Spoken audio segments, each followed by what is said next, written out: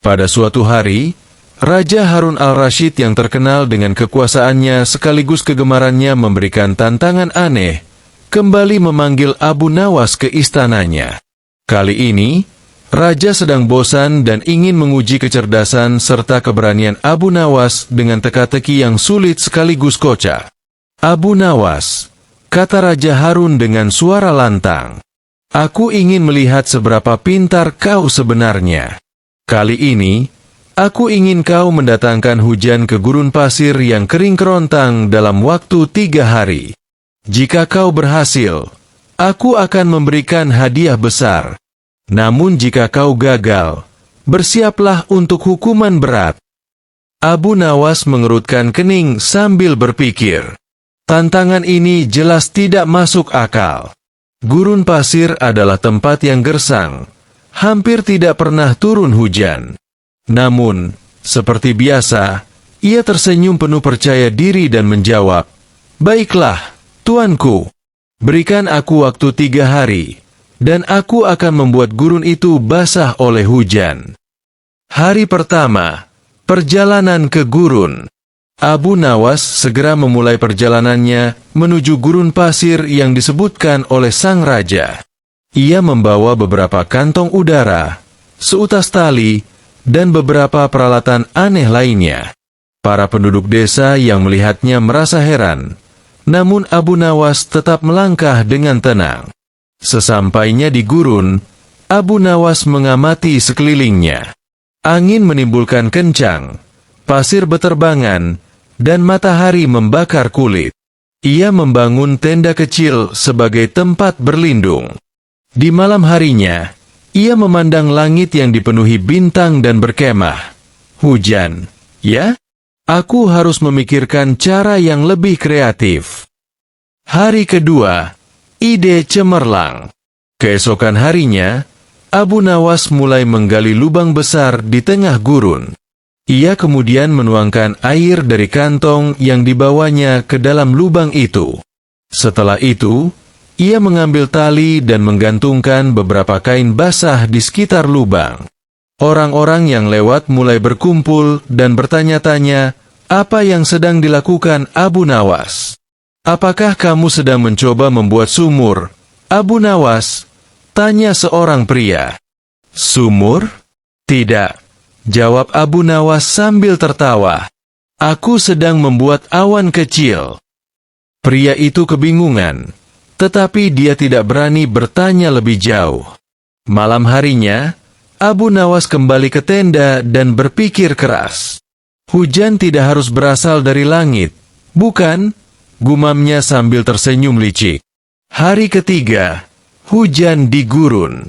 Pada hari ketiga, Abu Nawas mengundang para penduduk desa dan beberapa utusan raja untuk menyaksikan hasil usahanya. Ia memulai dengan membakar sedikit kayu di dekat lubang berisi udara, sehingga uap mulai naik udara. Ia kemudian menggantungkan kain basah di atas uap tersebut, menciptakan tetesan udara yang jatuh perlahan. "Perhatikan baik-baik," seru Abu Nawas. "Inilah hujan di gurun pasir." Para penduduk terkejut dan tertawa terbahak-bahak. Mereka menyadari bahwa Abu Nawas memang cerdik. Meskipun tidak ada awan yang menghasilkan hujan, ia berhasil menciptakan tetesan air yang jatuh dari kain basah, menyerupai hujan. Ketika utusan raja melaporkan kejadian itu, Raja Harun al-Rasyid tidak bisa menahan tawanya. "Abu Nawas memang selalu punya cara untuk mengakali tantanganku," sambil berlari. Akhirnya, Abu Nawas kembali ke istana dan menerima hadiah besar dari raja. Namun, seperti biasa, ia tidak lupa menyumbangkan sebagian hadiahnya kepada orang-orang miskin di desanya. Dari cerita ini, kita belajar bahwa kecerdikan dan kreativitas dapat mengatasi tantangan yang tampaknya mustahil. Begitulah Abu Nawas, penuh petualangan, kocak, dan bijaksana. Pada suatu hari, di sebuah kerajaan padang pasir yang damai, terjadi kegemparan di antara rakyatnya. Seorang pria bernama Karim melaporkan istrinya, Zulaiha, kepada raja karena diduga berselingkuh dengan seorang pedagang kain bernama Jafar. Kasus ini segera menjadi buah bibir di seluruh negeri. Raja merasa kasus ini terlalu rumit untuk diselesaikan begitu saja. Maka, ia memanggil Abu Nawas, seorang tokoh bijak yang dikenal pandai memecahkan masalah dengan cara-cara yang tak terduga.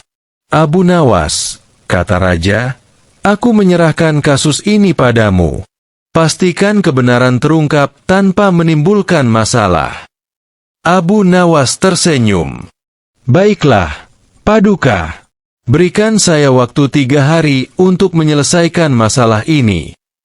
Penyelidikan Abu Nawas.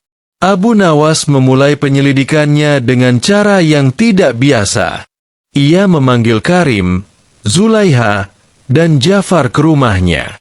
Di sana, ia memperhatikan tingkah laku mereka dengan seksama. Pertama, dia bertanya kepada Karim, bagaimana kamu tahu bahwa istrimu berselingkuh?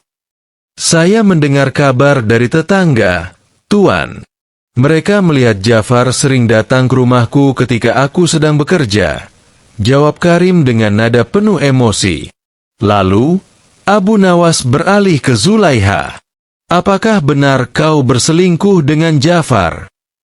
Zulaiha menangis.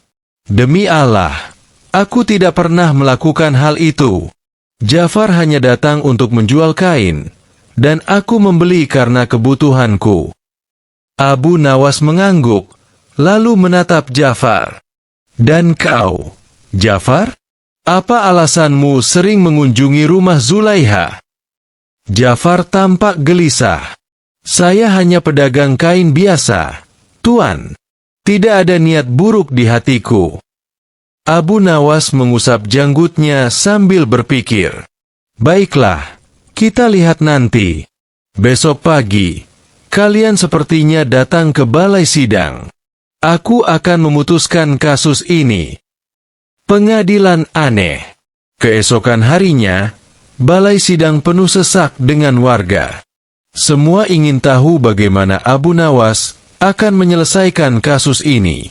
Di tengah ruangan, Abu Nawas duduk dengan wajah tenang. Ia membawa sebuah teko kecil dan 3 gelas. Baiklah, kata Abu Nawas sambil menuangkan air ke dalam gelas. Aku punya cara untuk menemukan siapa yang berkata jujur dan siapa yang berbohong. Ia memberikan gelas masing-masing kepada Karim, Zulaiha, dan Jafar. Minumlah udara ini. Jika kau berkata jujur, rasanya akan manis. Tetapi jika kamu berbohong, rasanya akan pahit. Ketiganya meminum air tersebut dengan ragu. Setelah selesai, Abu Nawas bertanya kepada Karim, bagaimana rasanya? Manis, Tuan, jawab Karim. Abu Nawas tersenyum dan beralih ke Zulaiha. Dan kamu? Manis, Tuan, jawab Zulaiha dengan mata penuh air mata. Terakhir, Abu Nawas bertanya kepada Jafar, bagaimana kabarmu? Jafar menelan ludah. Pahit, Tuan. Ruangan itu langsung gempar. Semua orang mulai berbisik-bisik. Abu Nawas mengangkat tangannya untuk meminta ketenangan. Keputusan bijak Abu Nawas. Jafar, kata Abu Nawas dengan suara tenang, kau telah mengakui kenanganmu. Kau tidak hanya mencoba merusak rumah tangga Karim, tapi juga mencemarkan nama baik Zulaiha. Jafar berlutut dan memohon ampun. Ampuni aku, Tuan. Aku melihatnya oleh kecantikan Zulaiha dan mencoba mendekatinya. Tetapi saya tidak pernah berhasil. Abu Nawas mengangguk. Karena kau telah mengaku, aku akan memberikan hukuman yang ringan. Kau harus meninggalkan kota ini selama 1 tahun dan tidak pernah mendekati Zulaiha lagi. Kemudian, ia beralih ke Karim. Dan kau, Karim, jangan terlalu mudah percaya pada gosip. Percayalah pada istrimu selama tidak ada bukti yang jelas. Karim menunduk malu. Terima kasih atas saranmu, Tuan. Akhirnya Abu Nawas menatap Zulaiha. Dan kau, Zulaiha, jadilah istri yang setia dan jujur. Jangan biarkan orang lain merusak kehormatanmu. Zulaiha mengangguk sambil menangis. Terima kasih, Tuan. Kasus itu pun berakhir dengan damai. Warga kagum atas kebijaksanaan Abu Nawas yang mampu menyelesaikan masalah tanpa menimbulkan kerusakan.